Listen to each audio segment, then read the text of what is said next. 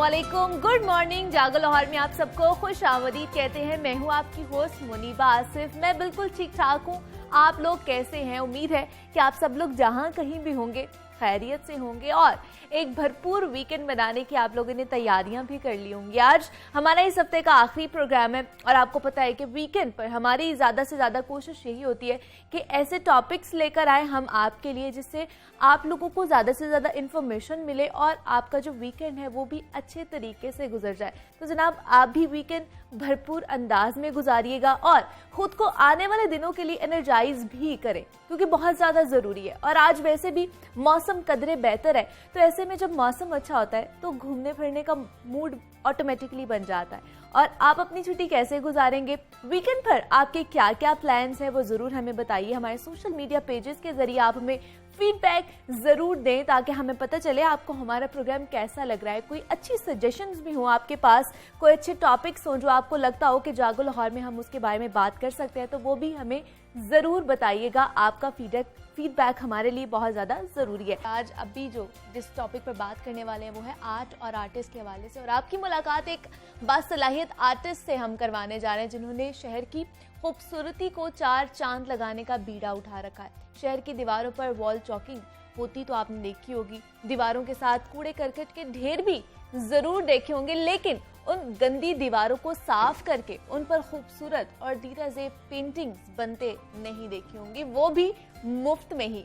तो आज जो मेहमान हमारे साथ मौजूद हैं वो शहर की गंदी दीवारों को साफ करके उन पर मारूफ और तारीखी अहमियत की हामिल शख्सियत की पेंटिंग्स बनाती हैं और इस आर्ट को म्यूरल आर्ट का नाम दिया जाता है। उन्हें ये काम करने का ख्याल कैसे आया, कब से वो कर रही हैं ये काम और अब तक कितनी शख्सियात की पेंटिंग्स वो बना चुकी हैं, ये उन्हीं की ज़बानी जान लेते हैं। हमारे साथ मौजूद है फरवा अली हैं जो म्यूरल आर्टिस्ट हैं। फरवा, मैं आपको खुश आमदीद कहती हूँ। जागो लाहौर में कैसी हैं? थैंक यू, मैं बिल्कुल ठीक हूँ। Thank you for inviting me on the show. Farwa, वैसे तो आप फैशन डिज़ाइनर हैं, तो म्यूरल आर्टिंग और मतलब इस साइड पे कैसे आई, कैसे ख्याल आया कि मैंने म्यूरल आर्टिस्ट बनना है?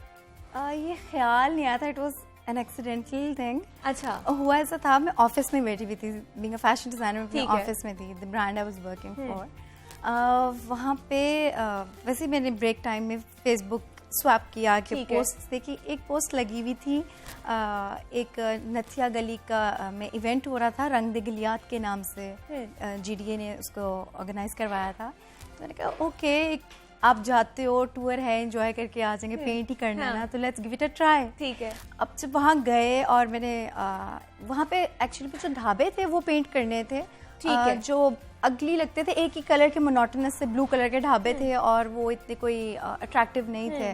तो उनको एक्चुअली में आइडिया ये था कि उनको पेंट करना है। तो वो पेंट किया जब, तो मेरा सबसे ज़्यादा अच्छा बन गया इवेंचुअली। ठीक है। तो वहाँ से बहुत आई गॉट एन इनकरेजमेंट कि आई शुड डू इट। वापस आए जब वहाँ से, तो कलमा चौक पे एक म्यूरल आर्ट का दोबारा से गवर्नमेंट की तरफ से ऑर्गेनाइज हुआ था कि आप यहाँ पे करें, पिलर्स को पेंट करना था कलमा चौक पे। ठीक है। फिर वो किया, उस पर पोर्ट्रेट्स बनाने थे और वो भी बहुत अच्छा हुआ। फिर उसके बाद कॉल आती है कि हुंजा में जो टनल्स हैं, ठीक है, उनको पेंट करना है, that's again a government venture. तो फिर I went for that as well, but वो करते करते हाथ खुलता गया and it came out like very you know, एक बिल्कुल एक चीज बदल नहीं देती आपकी जिंदगी के मतलब आपका एक वो जो हिस्सा है, लाइफ चेंज हो गई ना कि वापस ऑफिस जाने का सवाल मुझे। फिर उसके बाद आप ऑफिस नहीं गई?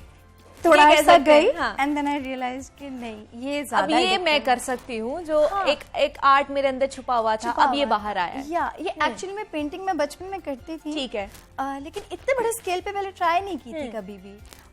एक दफा मैं भी स्कूल में कहीं की हो किसी आर्ट कॉन्टेस्ट में, लेकिन इस तरह से कमर्शियली नहीं की थी।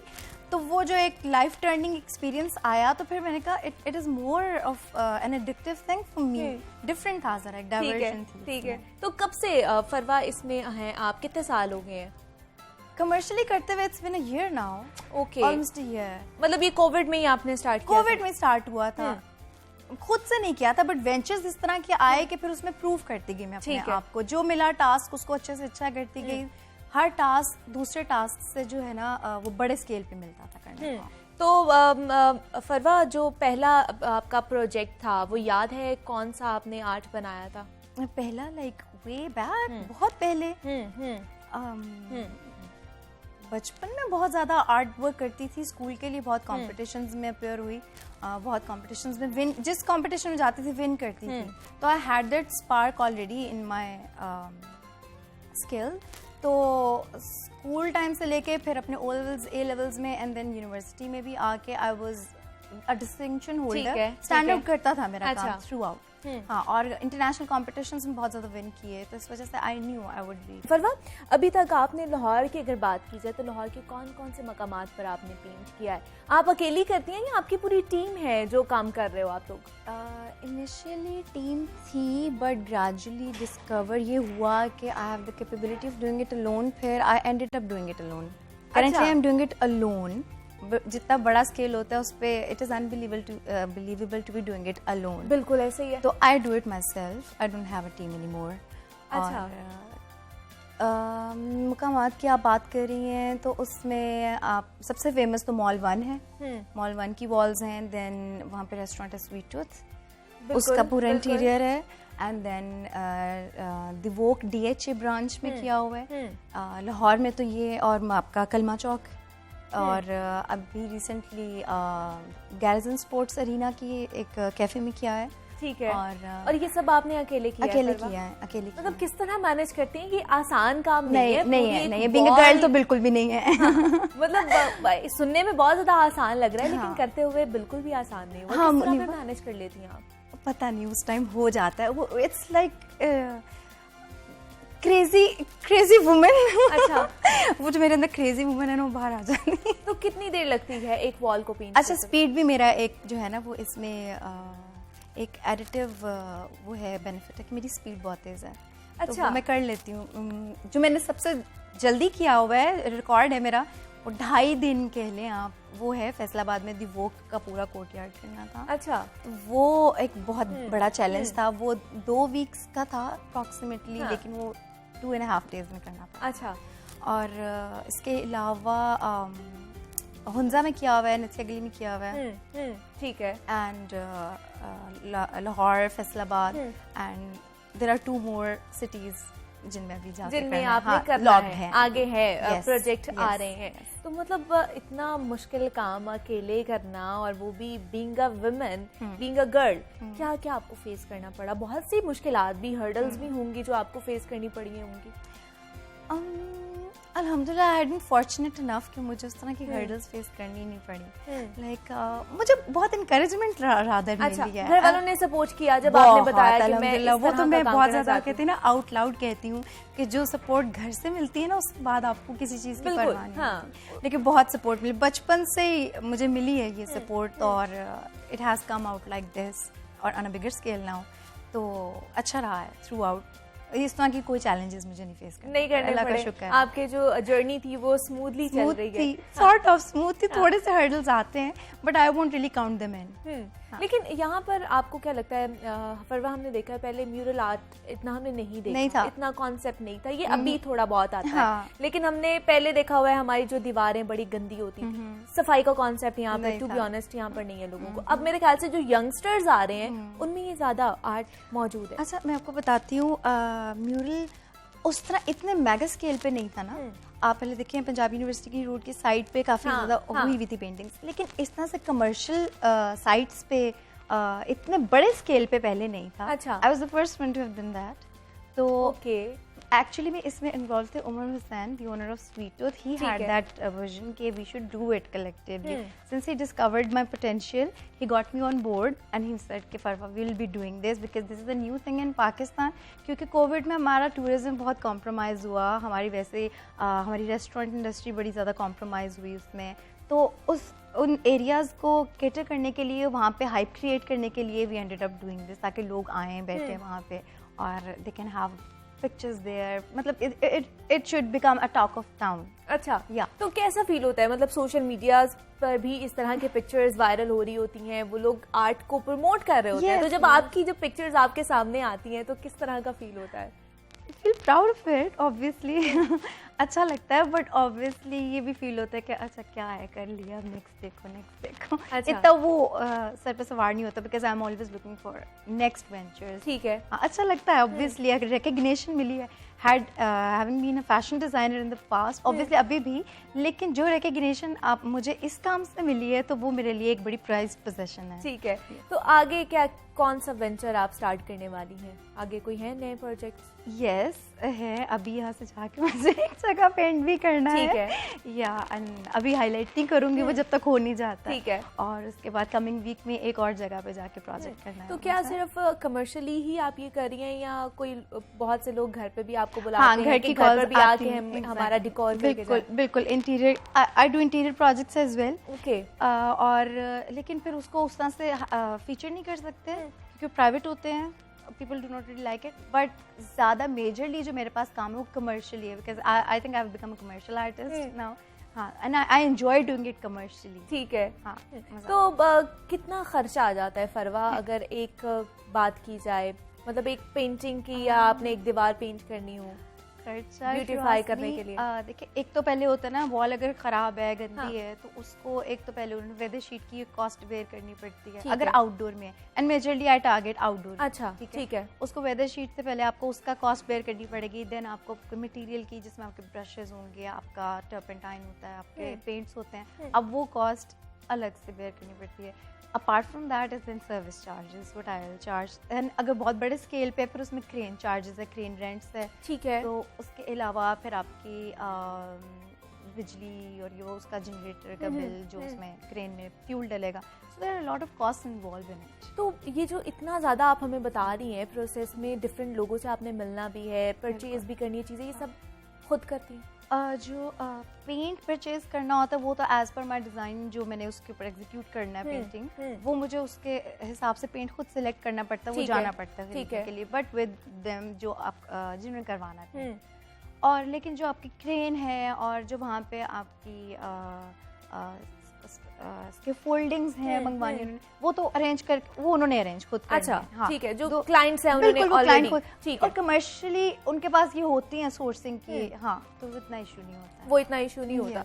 तो जब आप शहर के, सिटी की अगर बात की जाए, तो वहाँ पर कोई ये आर्ट कर रही होती हैं, तो जब जो जाने वाले होते हैं, जो देखने वाले लोग होते हैं, वो किस तरह का रिएक्शन दे रहे होते हैं? मतलब हौसला अफजाई कर रहे होते हैं, हैरान हो रहे होते हैं? मतलब एक अकेली लड़की जो है वो आर्ट बना रही है दीवारों के ऊपर। एग्जैक्टली, उनके लिए बड़ी एक वो एक साइट सीइंग सिचुएशन होती है। They stop there, they would encourage, thumbs up देके जाते हैं, सैल्यूट करके जाते हैं कि बीइंग अ वुमेन, लड़की क्या कर रही है। एग्जैक्टली। तो वो एक बड़ी इनकरेजिंग सी मेरे लिए चीज़ होती है, हैरान भी होते हैं और इनकरेज भी करते हैं। और अभी तक तो आई हैव नॉट फेस्ड इस तरह का कोई भी नेगेटिव। अच्छा, तो अल्हम्दुलिल्लाह। और जहाँ पर कहते हैं कि बहुत से लोग शिकायत कर रहे थे फरवा के कोरोना की वजह से बेशक हमारी मईशत डाउन हुई है, बहुत से लोगों के कारोबार भी बंद हो गए, मतलब आप कोरोना में बूस्टअप किया है आपका कारोबार, ये कह सकते हैं? अल्लाह का शुक्र। हाँ। यस, क्योंकि ये एक देखिए वो ऐसी फील्ड थी जो जिसमें गैप है, ये अभी एक्सप्लोर नहीं हुआ। पता है यहाँ पाकिस्तान में, इंटरनेशनली तो बहुत होता है, पाकिस्तान में उस तरह से ये नहीं हुआ था, तो I think I have made my niche through out this. अच्छा, हाँ। और ये कलर्स और इनके साथ खेलना, आर्ट करना, वैसे भी आपको इन चीज़ों से निकालता है, डिप्रेशन, एंजाइटी, आपके साथ भी होता है ऐसा? होता है, I am so addicted to it. और मुझे जब मैं स्टार्ट करती हूँ, क्योंकि मैंने आपसे पहले भी कहा कि स्पीड जो है वो मेरा बड़ा एक्सपेल है, मैंने गेट ऑन टू इट, तो वो करती रहती हूँ, एडिक्टिव इतना होता है, मेरे लिए बड़ा रिलैक्सिंग होता है। मैं जहाँ काम करती हूँ, they would tell me to take break, to settle down, मुझसे नहीं हो रहा, तो मैं कहती बस चलता रहे पेंट।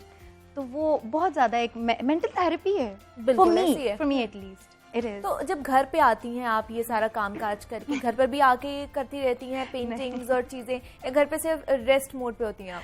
घर जाने का टाइम ही इस तरह से मिलता है कि जैसे फजर हो जाते हैं वापस जाते जाते, हाँ। तो फिर सो के उठ के और फिर दोबारा से भागो, टाइम नहीं मिलता। मतलब घर वालों के लिए टाइम नहीं है, वो मैं मैनेज करती हूँ। संडे तो मैं बिल्कुल कहीं नहीं जाती, ठीक है, अनटिल अनलेस के बड़ा एक कॉल आ जाए कि प्लीज अर्जेंट है, हमारा लॉन्च है, अच्छा, टू डू इट, या आउट ऑफ सिटी हो, लेकिन I prefer staying home on the weekends. तो फैमिली के साथ टाइम मैनेज, फैमिली के साथ टाइम मैनेज कर लेती हैं, ये बड़ा इंपॉर्टेंट है, वरना फिर फैमिली बड़े शिकवे करती है कि अब आप बड़े लोग हो गए हैं, अब आपका नाम बन गया, तो अब आप तो हमें बैठते ही नहीं हमारे में, ये कहते हैं फिर। तो जब ये आप ऑफिशियली कर रही होती हैं, ये बड़े स्केल पर ये म्यूरल आर्ट कर रही होती हैं, तो क्या वो आपको बताते हैं कि इस तरह की पेंटिंग हमें चाहिए, इस तरह का आर्ट हमें चाहिए, या आप सजेस्ट करती हैं उन्हें? It's a mutual discussion. अच्छा। उसमें आपके क्लाइंट का माइंड भी रीड करना होता है कि उनको क्या चाहिए, और खुद आप भी अपनी इनपुट दे सकते हो कि इवेंचुअली क्या, क्योंकि बीइंग एन आर्टिस्ट हम उसको फोर्स ही कर लेते हैं कि टर्न आउट क्या होगा। ठीक है। तो उसमें दोनों का म्यूचुअल कंसेंट होता है कि ये चीज़ बनवानी है। और टू टेल यू, इतने बड़े स्केल पे उसके प्रोपोर्शंस मैनेज करना जो है वो अनडूएबल चीज़ होती है, बड़ी मुश्किल हो जाती है, मुश्किल टास्क है बहुत ज़्यादा उसका प्रमोशन मैच करना। तो बाद में भी आप फिर यही करती हैं, उनके प्रमोशंस आपके हाथ में ही होती हैं? नहीं, प्रमोशन सोशल मीडिया प्रमोशंस वो खुद ही करते हैं। लेकिन अभी तक आपका जो अपना एक आर्ट होता है ना, हमारा दिल को बड़ा छू जाता है, पसंदीदा आर्ट होता है, वो कौन सा है अभी तक जो आपने किया हो? 2 हैं। कहाँ पे की? मॉल 1 की एक वॉल है बिल्डिंग वाली, और एक स्वीट टूथ का इंटीरियर है। These 2 ये आपके पसंदीदा हैं? फेवरेट रिकग्निशन ही उनसे मिली। और अच्छा। वो करने एक उनकी रीज़न है ये कि जो बलून वाली वॉल है उसमें कलर बैलेंस करना बड़ा एक टास्क था। वो बड़ी लाउड सी वॉल है, उसकी कलर डिवीजन वो करना बड़ा एक मैनेज करना एक टास्क था। और जो स्वीट टूथ था वो पूरी एक उसके अंदर ब्लैक एंड वाइट स्टोरी चल रही है, वो भी एक बिल्कुल different, they are 2 different task, black and मतलब एक बिल्कुल कलरफुल और एक बिल्कुल ब्लैक एंड व्हाइट। एग्जैक्टली। तो इन दोनों को करना जो था वो मेरे लिए बड़ा एक चैलेंज था, but they both turned out really well. और वो उसी की वजह से आप यहाँ पर बैठी हुई हैं और लोग आपको जान रहे हैं, फरवाली को, म्यूरल आर्टिस्ट को जान रहे हैं। फरवाली हमारे साथ मौजूद थी। फरवा, बहुत शुक्रिया आपका कि आपने हमें वक्त दिया और आप यहाँ पर आई हो, बहुत अच्छा लगा आपसे मिलकर। और म्यूरल आर्टिस्ट हैं और जनाब कर रही हैं, काम कर रही हैं और अपना भी नाम रोशन कर रही हैं और बड़े मज़े मज़े के डिज़ाइंस भी बना रही हैं। और आपको जब सड़क पर आप गुजरते हैं तो आपको नज़र आती होंगी अक्सर वॉल्स पर जो पेंटिंग हुई तो वो इन्हीं की बदौलत है जो हमें नज़र आती हैं। तो और भी आपसे बात करेंगे, लेकिन यहाँ वक्त हुआ एक छोटी सी ब्रेक का, मिलते हैं उस ब्रेक के बाद।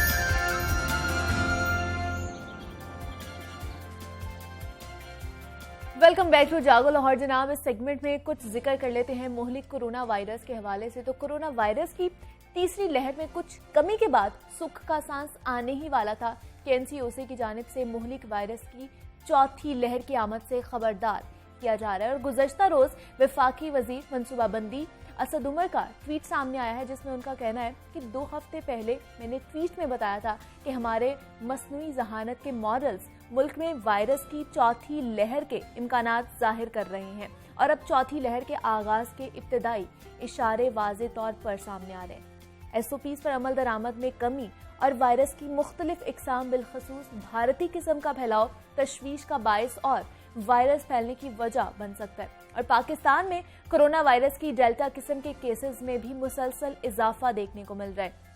ईद की तैयारियां रूज पर हैं। बाजारों, मार्केटों और मवेशी मंडियों में गैर मामूली इजाफा देखने को मिल रहा है, जबकि आवाम की जानिब से कोरोना एसओपीज़ को भी नजरअंदाज किया जा रहा है। ऐसे में कोरोना की चौथी लहर से कैसे हम महफूज रह सकते हैं, ये लहर कितनी खतरनाक साबित हो सकती है हमारे लिए, इस पर बात करेंगे। हमारे साथ मौजूद हैं प्रोफेसर महमूद शौकत साहब, हैं चेयरमैन है कोरोना एडवाइजरी ग्रुप पंजाब के। सर, मैं आपको खुश आमदीद कहती हूँ जागो लाहौर में। सर, असद उमर साहब भी कह चुके हैं कि चौथी लहर आने का खतरा है और हम देख रहे हैं लाहौर में शहरियों की जो बड़ी तादाद है उन्होंने मास्क पहनना छोड़ दी है, रेस्टोरेंट्स खुल गए हैं, होटल्स में जा रहे हैं उसी तरह। तो क्या हम ये तवक्को कर सकते हैं कि लाहौर भी इस हसार में आने वाला है चौथी लहर में? देखिए, असद उमर साहब ने तो 2 हफ्ते पहले कहा था, मैंने आपके प्रोग्राम में 1 महीना पहले कहा, बिल्कुल ऐसे मैंने आपको कहा था चौथी भी आ सकती है और 5वीं भी आ सकती है। हाँ जी। बात ये है कि कुछ चीज़ें होती हैं जो आपको हिस्टोरिकली तालीम से हासिल होती हैं। ठीक है। ये कोई दुनिया में पहली वबा नहीं आई, तो वबा का एक पैटर्न होता है, वबा से बचने का एक तरीका होता है। बिल्कुल। और मैं एक थोड़ा सा, मैं आमतौर पे इन चीज़ों में मज़हब को नहीं लाता। अच्छा। लेकिन एक अभी मेरे ज़हन में ख्याल आया कि अगर आप सूरह आले इमरान की पहली 4-5 आयतें पढ़ें तो उसमें लिखा है कुरान में कुछ वाज़ेह अहकामात हैं और कुछ मुतशाबिहात हैं। जो लोग अच्छी ज़िंदगी गुजारना चाहते हैं वो वाज़ेह अहकामात को मान लेते हैं, बिल्कुल ऐसे ही। और जो मुसीबत डालना चाहते हैं और जिनके दिल सच्चे नहीं होते वो मुतशाबिहात के पीछे पड़ते हैं। यही वबाओं में भी है, कुछ वाज़ेह अहकामात हैं हेल्थ वालों के, और वो वाज़ेह अहकामात हैं जो अब मेरा ख्याल है हर एक के इल्म में है बेशक, कि ये वबा है, ये हर एक को हो सकती है, इससे कोई महफूज नहीं है। इसके फैलने के तरीके आपको मालूम बता दिए गए, बहुत मरतबा लोगों को समझाए, इससे बचने के तरीके भी बहुत मरतबा समझाए।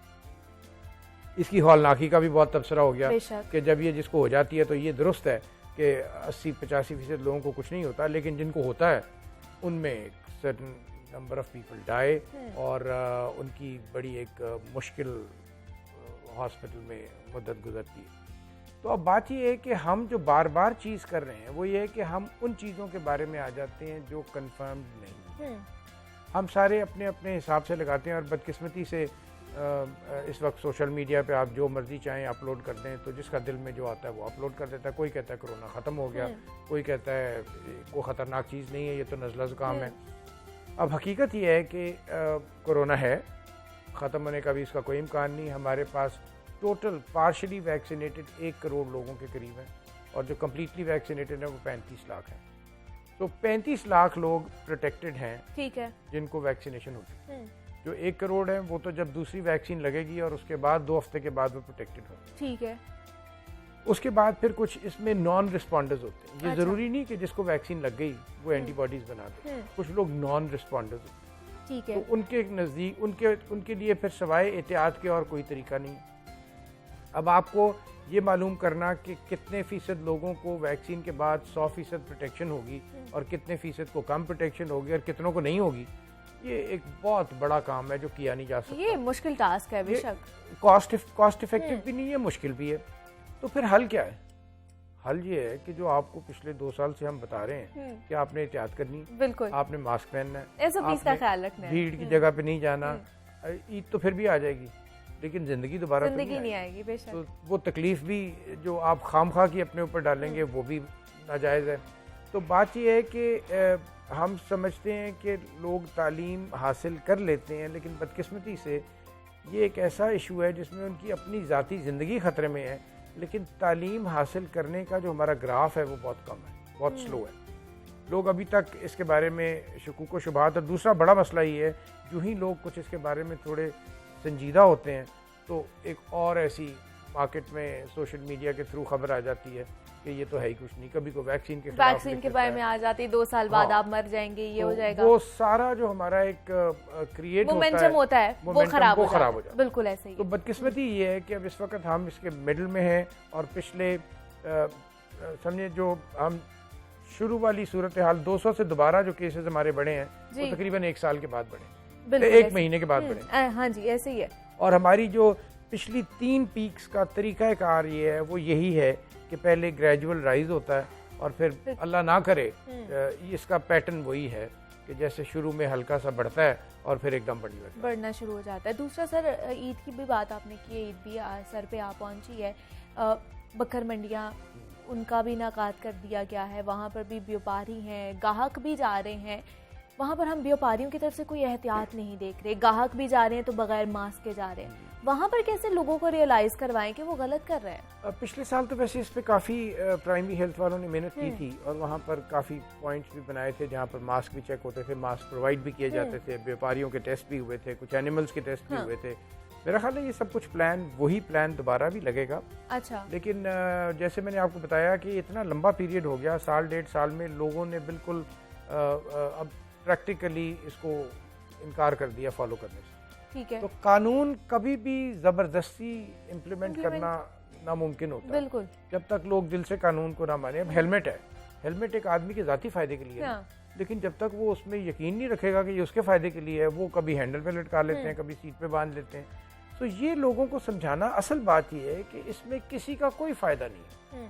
और ये जो कॉन्स्पिरेसी थेरीज हैं कि ये यहूदियों ने कर दिया, ईसाइयों ने कर दिया, वो खुद भी तो भुगत रहे हैं ना। और इसमें कोई ज़रा सा भी शक की गुंजाइश नहीं है कि ये एक बीमारी है। अब ये मुतशाबिहात हैं कि ये मैन मेड है, ये नेचुरल है, ये की गई, मैं इसमें पढ़ना ही नहीं चाहता। ये एक ऐसी बहस है जो ला हासिल है। बिल्कुल, आप बस ये सोचें कि एक बीमारी है, हमें उससे लड़ना है, महफूज रहना है। आपके घर एक डाकू आ गया और उसके हाथ में बंदूक है, तो क्या आप उस वक्त सोचेंगे ये कि मैं इससे कैसे बचूं, या ये कि इसको किसने भेजा है? बेशक, ये कहाँ से आया, किसने भेजा है, किसकी साजिश है। तो ये जो चीजें हैं ये हमें लोगों को समझानी है कि इस वक्त आप अपनी जिंदगी बचाने के लिए अपनी जिंदगी में एक नॉर्मल निज़ाम को कायम रखने की कोशिश करें और इन झगड़ों में मत पड़ें कि ये बीमारी कहाँ से आई, किसने की, ये साजिश है, जो भी है ये आपके सामने खड़ी है। बिल्कुल, और इससे बचने का तरीका हम आपको बार बार बता रहे हैं। और इस ईद पे भी हमें यही करना पड़ेगा क्योंकि ये ऑलरेडी एक अपगोइंग ट्रेंड है।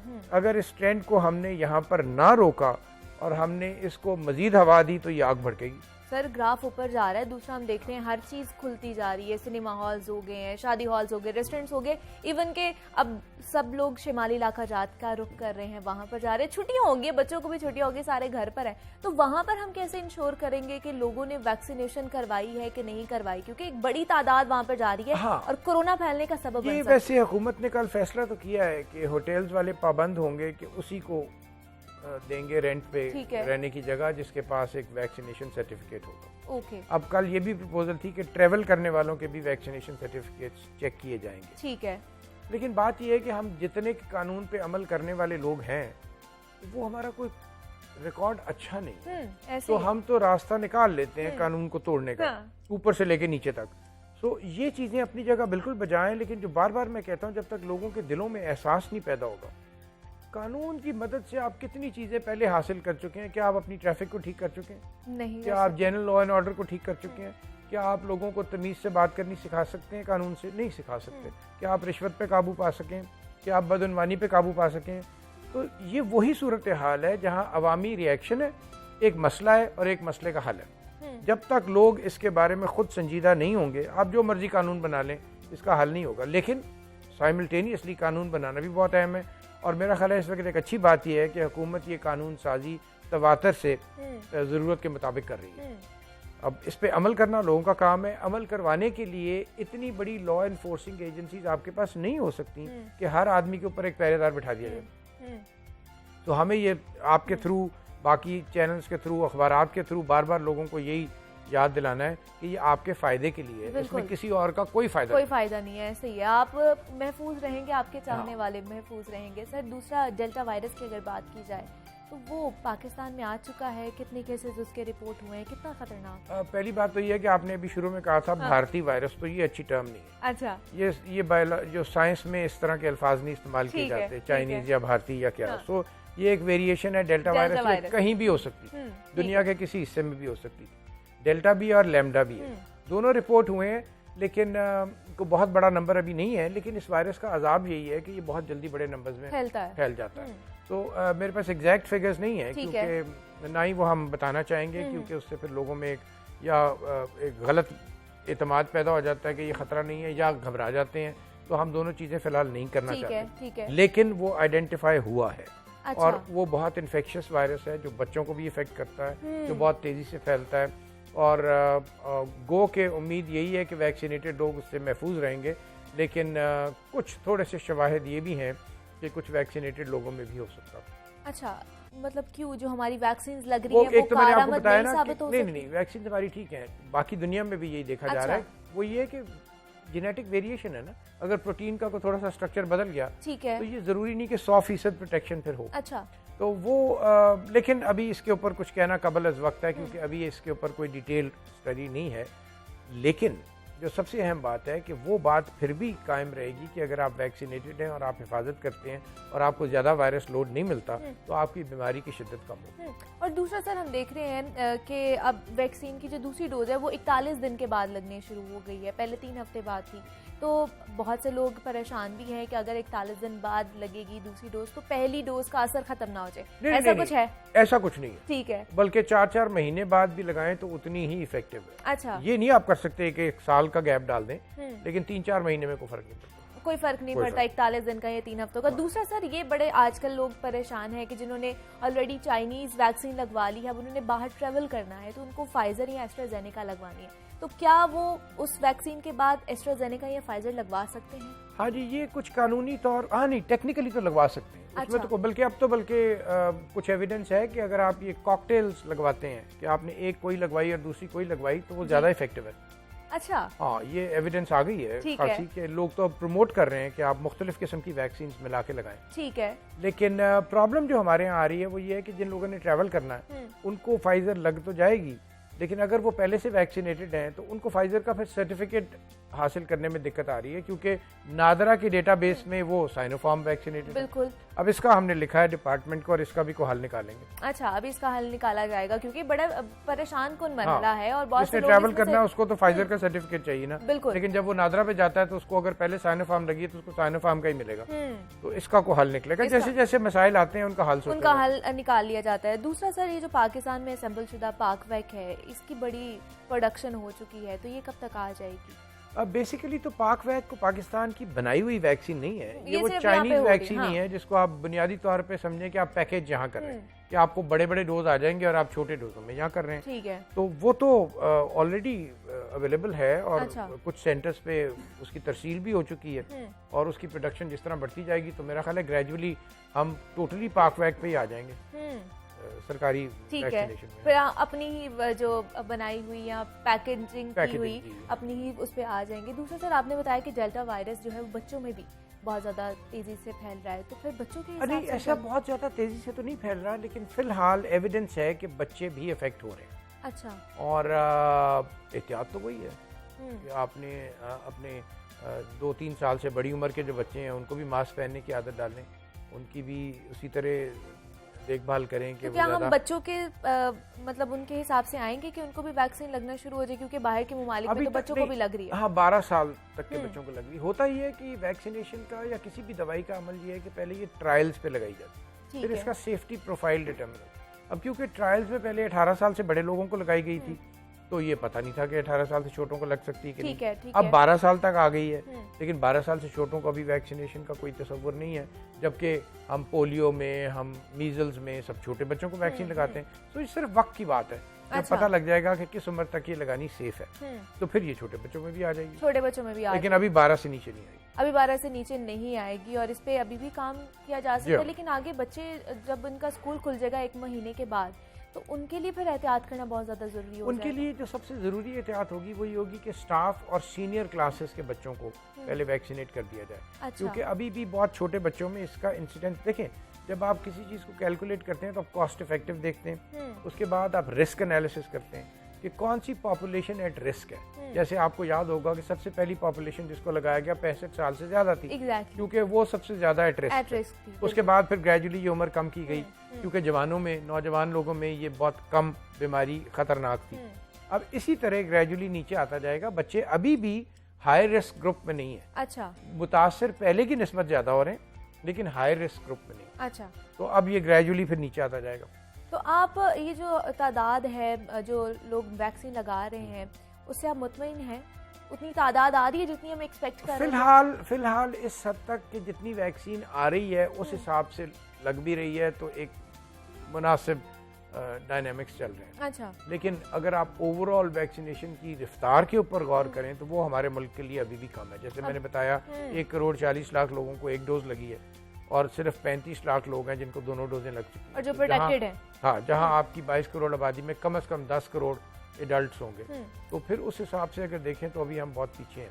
मतलब तो हमारा जो इस साल का टारगेट है वो अचीव नहीं हो सकेगा पॉसिबली, क्योंकि अगर आप वक्त के मुताबिक कैलकुलेट करें तो लगता नहीं कि हम वो टारगेट अचीव कर सकेंगे। वो जो हमारे 7 करोड़ का टारगेट है पूरे पाकिस्तान को करने का, वो मेरे ख्याल से नहीं। देखिए, ये एक मैथमेटिकल कैलकुलेशन है ना, लेकिन मैथमेटिकल कैलकुलेशन को तब्दीली लाती है इंटरवेंशन। ठीक है। अगर हम कुछ ऐसी इंटरवेंशन करते हैं कि हम अपनी ये रफ्तार बढ़ा देते हैं तो ऐन मुमकिन है कि हम वो टारगेट। रफ्तार किस तरह बढ़ेगी? लोगों के आने से या वैक्सीन के मतलूबा मिकदार होने से? देखिए, ये 2 पॉलिसीज है ना।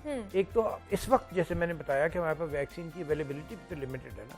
अब जिस तरह हमारे पास, इसीलिए शायद बहुत ज्यादा एफर्ट नहीं की जा रही कि लोगों को भी बुलाया जाए। इसका तो बड़ा आसान तरीका है, टारगेटेड वैक्सीनेशन। फिर जब आपके पास वैक्सीन बेहिसाब हो तो फिर आप चेंबर ऑफ कॉमर्स को कहेंगे कि हर कारखाने में बिल्कुल लोग जाएंगे, एक दिन में 10,000 लोगों को वैक्सीन लगा के आ जाएंगे। तो ये तरीके तो बहुत है वैक्सीनेशन की रफ्तार बढ़ाने के लिए। और फिर जब आप मैंडेटरी कर देंगे तो सरकारी मुलाजमीन के लिए लगवाना, पूरी फौज के लोगों के लिए लगवाना, जितने इदारे हैं उनके लिए, जुडिशरी है, वो अपना एक दिन फैसला अगर कर देंगे तो सबको लगेगी वैक्सीन। सो वैक्सीनेट करना इतना मुश्किल मरहला नहीं है। लोगों को कन्विंस करना जनरल पब्लिक को जिनका किसी इदारे से ताल्लुक नहीं, वो थोड़ा मुश्किल है, लेकिन उसका भी बड़ा तरीका ठीक है। जैसे मार्केट कमेटीज हैं, तो तरीके तो बहुत निकाले जा सकते हैं। अच्छा, तरीके हमारे पास बहुत हैं, आपको पता है पाकिस्तानी कौम निकाल भी लेती है तरीके। वो एवेड करने के निकालते हैं, लेकिन ये तरीके भी काफी हमारे मुकम्मल करने, मतलब सेहत के हिसाब से तरीके निकाले जाएंगे। प्रोफेसर महमूद शौकत साहब हमारे साथ मौजूद थे, चेयरमैन है कोरोना एडवाइजरी ग्रुप के पंजाब के, और इनसे हम बात कर रहे थे कोरोना वायरस के हवाले से। तो सर, जैसे आगे आ रही है, बड़ी ईद आ रही है, जिसके बाद क्या कह सकते हैं कि ग्राफ जैसे अभी ऊपर जा रहा है, तो उसके बाद? हाँ जी, जैसे मैंने आपको बताया, ये मैथमेटिकल मॉडल्स हैं जो बहुत हद तक डिपेंड करेंगे कि लोगों का बिहेवियर कैसा होता है, जो बहुत हद तक डिपेंड करेंगे कि हमारी अब बड़ी ईद पे बहुत से मुल्कों से हमारी फ्लाइट्स आ रही हैं। हम फ्लाइट्स के मामले में कभी भी को बहुत ज़्यादा केयरफुल नहीं रहे। उस वक्त पीक के वक्त भी हमने इंग्लैंड से फ्लाइट नहीं बंद की, इंग्लैंड से वायरस आ गया, हमारे बहुत यकदम फैल गया। और सो ये बहुत सी चीज़ें हैं जो डिटर्मिन करेंगी कि हमारे कितने, क्योंकि बाहर से लोग भी इस दफ़ा ज़्यादा केयरफुल होंगे आने के लिए, क्योंकि पाकिस्तान से फ्लाइट्स ऑलरेडी ऑपरेशंस कुछ एयरलाइंस ने बंद की हुई हैं। तो देयर इज़ अ पॉसिबिलिटी कि बहुत ज़्यादा लोग ना आए, लेकिन अगर लोग आते हैं और वो अपने साथ वायरस ले आते हैं और हम किसी सूरत में उनको चेक नहीं कर पाते और वो हमारी पब्लिक में मिक्स हो जाते हैं, तो ये एक सीन होगा जिसके नतीजे में मुमकिन है कि हमारा ग्राफ बहुत ऊपर जाए। क्योंकि वज़ीर आज़म भी कह रहे हैं ना कि अगर वायरस ये वाला आता भी है, डेल्टा वायरस, तो ये बैरून मुल्क से ही आएगा, ट्रैवल करेगा। तो एयरपोर्ट्स पे अब हमें मेरे ख्याल से सख्त स्क्रीनिंग करने की जरूरत है। तो हमारा जो आउटकम है उसके लिए बहुत सी चीजें डिटर्मिन करेंगी कि नतीजा क्या निकलेगा। एक मैथमेटिकल मॉडल है, मैथमेटिकल मॉडल ये कहता है कि हर वो मौका जिस पे लोग मिलते हैं, लोग बाहर आते हैं, एक्टिविटी बढ़ती है, उसमें वायरस के फैलने का इम्कान है। बिल्कुल ऐसे है। इस मैथमेटिकल मॉडल को जो चीज़ें तब्दील करती हैं वो ये है कि आप इस गैदरिंग को वायरस से कैसे बचा सकते हैं। जैसे मुहर्रम में आपको याद होगा, जैसे छोटी ईद पे बहुत एहतमाम किया गया कि लोगों को रोका गया, नॉर्दर्न एरियाज में जाने पर पाबंदी लग गई, कोई नहीं जा सकता था। बिल्कुल। तो ये वो इंटरवेंशंस थी जिन्होंने इसको कुछ कंट्रोल में रखा। अब बड़ी ईद पर ये देखना होगा कि ये इंटरवेंशंस कितनी कामयाबी से की जाती है। क्या हमारा एयरपोर्ट कंट्रोल ठीक रहता है, कितने लोग पाकिस्तान आते हैं, क्योंकि बहुत से लोग इस दफ़ा ईद पर शायद वैसे भी ना आए, इसलिए कि पूरी दुनिया में हालात इतने मुश्किल हैं, और फिर वापस जाके लोगों को जब क्वारंटाइन करना पड़ता है तो वो 14 दिन या 21 दिन होटल में पेड क्वारंटाइन, तो वो एक बहुत बड़ा डिटेरेंट है लोगों को ट्रैवल करने से। तो ये सारे फैक्टर्स हैं जो आज हम प्रिडिक्ट नहीं कर सकते, ये हमें बाद में पता लगेगा क्या हुआ, लेकिन इम्कान मौजूद है कि ईद के ऊपर चौथी लहर ईद के बाद आ सकती है। तो उसके लिए हम यही कहेंगे जनाब, बारहा आपको यही कहते हैं कि SOPs का खास तौर पर ख्याल रखें। बाहर जाएं, आपको कोई नहीं रोक रहा, लेकिन 3 चीज़ें हैं जिनका आपने ख्याल रखना है। SOPs में आपने मास्क का इस्तेमाल रखना है, सोशल डिस्टेंसिंग करनी है, और आप लोगों ने थोड़ा सा इज्तनाब करना है बाहर निकलने से। प्रोफेसर महमूद शौकत साहब हमारे साथ मौजूद हैं, चेयरमैन कोरोना एडवाइजरी ग्रुप है। सर, बहुत शुक्रिया आपका कि आपने वक्त दिया और आप यहाँ पर आए हैं। जनाब, मजीद भी आपसे बात करेंगे, लेकिन यहाँ वक्त एक छोटी सी ब्रेक का मिलते हैं। इस ब्रेक के बाद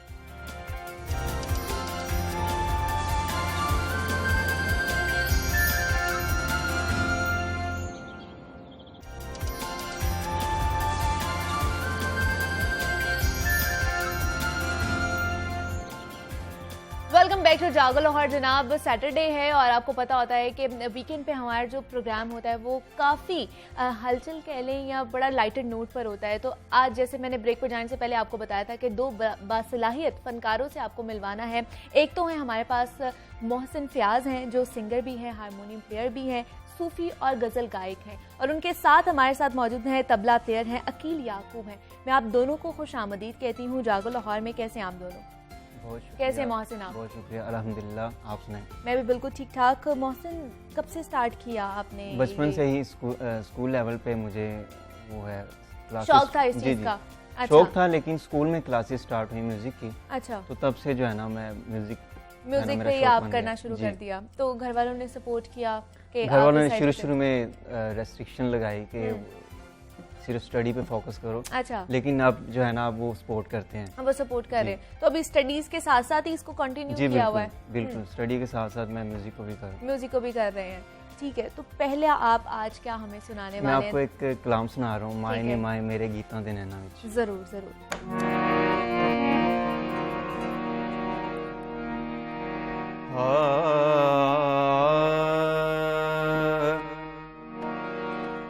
माए नी माए मेरे, माए नी माए मेरे गीतां दे नैना विच, माए नी माए मेरे गीतां दे नैना विच, बिरहूं दी रड़क पवे, अद्धी अद्धी राती उठ रोण मोए मित्रां नूं, अद्धी अद्धी राती उठ रोण मोगे मित्रां नूं, माए सानू नींद ना पवे, माए नी माए, माए नी माए।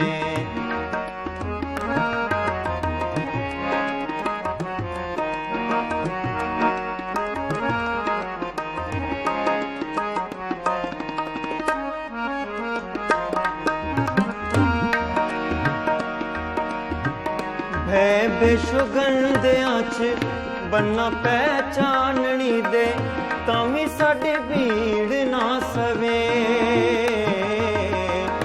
भै बेशुगंधियां च बन्ना पहचाननी दे, तां भी साडी भीड़ ना सवे, कोसे कोसे साहां दी मैं करां जे टकोर माए, कोसे कोसे साहां दी मैं करां जे टकोर माए, सगों सानू खाण नू पवे, माए नी माए, माए नी माए।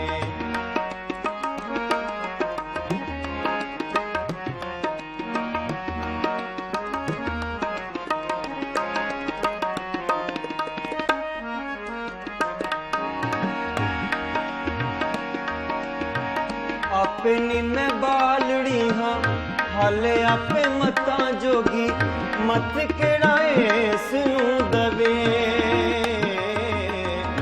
आपे नी मैं बालड़ी हाँ, हाले आपे मतां जोगी, मत केड़ा इस नूं दवे, आख सुनी माए इनू रोए बुल चित केनी, आख सुनी माए इनू रोए बुल चित केनी, जग किथे सुन ना लवे, माए नी माए मेरे गीतां दे नैना विच, बिरहूं दी रड़क पवे, अद्धी अद्धी राती उठ रोण मोहे मित्रां नूं, अद्धी अद्धी राती उठ रोण मोहे मित्रां नूं, माए सानू नींद ना पवे, माए नी माए। क्या बात, बेहतरीन मोहसिन, बहुत अच्छा Thank you आपने so गाया है। much. और अकील आपने भी बहुत अच्छा तबला बजाया है। किससे इंस्पिरेशन किससे ली आपने, क्या था मोटिव, क्या था आपका इसके पीछे का? मोटिव ये था, मैं स्टार्ट में नात खानी करता होता था। अच्छा, तो ये अल्लाह की तरफ से हुआ कि मैं स्कूल का नाम जरूर लूंगा, मिसाली ज़िक्र स्कूल है पाकपतन शरीफ से, ठीक है। मैं पाकपतन शरीफ से हूँ। अच्छा, तो वहाँ पे मैं जिस स्कूल में पढ़ता था, वहाँ के जो प्रिंसिपल साहब थे, उस्ताद मदर अली संदीला साहब उनका नाम है, उन्होंने जो है वहाँ पे कवाली सिखाना स्टार्ट कर दी, म्यूजिक की क्लास अरेंज कर दी। अच्छा, तो तब से जो है ना मैं एक जो है ना म्यूजिक का शौक पैदा हो गया। फिर उसके बाद कवाली से स्टार्ट किया, फिर गज़ल गीत और सूफ़ी की तरफ मैं आ गया। और इंस्पिरेशंस उनमें जो है ना उस्ताद मेहदी हसन साहब हैं, ठीक है, जो उस्ताद गुलाम अली साहब हैं, उस्ताद बड़े गुलाम अली। तो मैं अपना जो कल्चर है म्यूजिक उसे लेके चल रहा, उसी को लेकर चल रहे। तो सीखा किससे मोहसिन आपने? सीखा मैंने, किसकी उंगली पकड़ कर आप चल रहे? मैंने मेरे बचपन में मेरे पहले उस्ताद जी उस्ताद रंगली साहब हैं। अच्छा। और उसके बाद उस्ताद फारिद साहब, उस्ताद तौहीद साहब, उस्ताद इसरार चिश्ती साहब, इन सब से मैंने सीखा। अच्छा जी। और इन सब की जो उनके छाया के नीचे और साय के नीचे आप सीखते ज़ाहिर चले बात गए है, और आगे निकलते चले गए। सीखना पड़ता है। बिल्कुल। टीचर के बगैर बंदा कुछ बेशक ऐसे उस्ताद के बगैर तो हम कुछ भी नहीं है, और उस्ताद है तो हम बहुत कुछ सीख सकते हैं। आगे हम चाह रहे हैं कि यार डाडी इश्क जो है वो आप सुना दें हमें।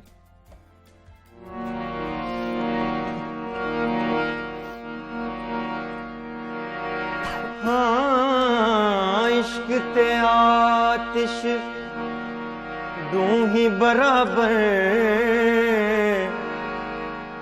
अते इश्क दा ताव खेड़ा आतिश साड़े कख ते कनेड़ा अते इश्क साड़े दिल जेड़ा हाँ आतिश नू पानी बुझावे दसो इश्क दा दारू केड़ा गुलाम फरीदा उथे कुछ नहीं बचदा जिथे इश्क ने ला लिया डेरा ओ या डाढी इश्क आतिश लाई वे या डाढी इश्क आतिश लाई वे या डाढी इश्क आतिश लाई वे यार सानू वे दो सानू लग गई बे अख्तियारी सानू लग गई बे अख्तियारी सीने दे विच न समाई है या डाढी इश्क आतिश लाई वे या डाढी इश्क आतिश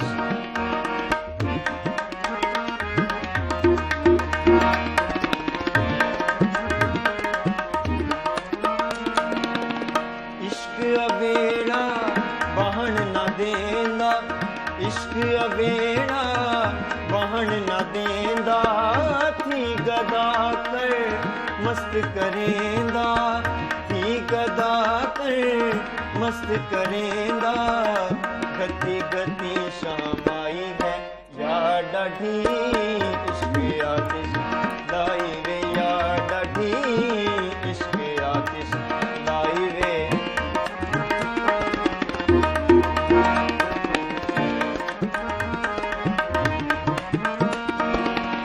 हुल हुला के इश्क जवाया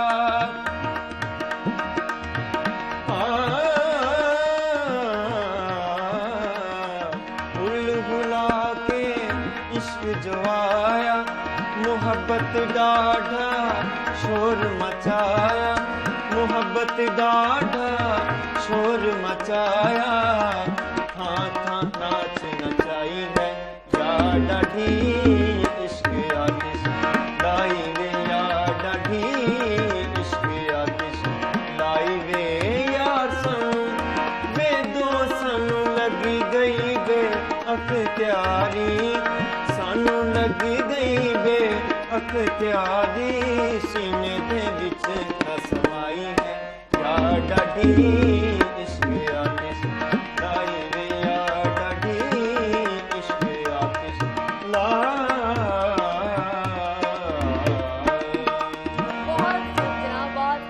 आपने बहुत अच्छा गाया है और बहुत अच्छा लगा आपसे मिलकर, आपकी गायकी सुन के। शुक्रिया। और मुझे आपने इजाज़त देनी नाजरीन, जाते जाते हम मोहसिन से एक और जो है वो सुनेंगे, गाना सुनेंगे। और उम्मीद करती हूँ कि आज आपको ये पसंद आया होगा प्रोग्राम। अपना आपने बहुत सारा ख्याल रखना है, मुझे भी इजाज़त दीजिए। जाते जाते मोहसिन से एक और गज़ल या गाना सुनते हैं। मोहसिन।